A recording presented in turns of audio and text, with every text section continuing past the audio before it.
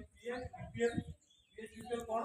Paradip हळदिया बरुणेई pipeline माने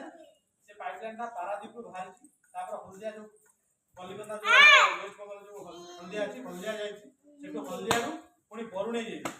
से line ता तार लाइन ता हम कहू पीएच बीपीएल माने पारादीप से हल्दिया से बरुणेई जायछि आ गोटे लाइन होछि हमर पीएच बीएमपीएल। पीएच बीएमपीएल कोन मन दे सुनु क्वेश्चन ता और पछे पीएच बीएमपीएल पारादीप हळदिया बरुणेई मोतिहारी पाइपलाइन से जो पाइपलाइन ता सेमती पारादीप बाहरछि हळदिया देछि बरुणेई देछि तार आउ टिके आगु जायछि मोतिहारी जायछि से जो लाइन अछि पीएच बीपीएल पारादीप हळदिया बरुणेई पाइपलाइन से पाइपलाइन हम 30 इंच पाइपलाइन से 30 इंच पाइपलाइन तार हम क्रूड तेल बा कंचा तेल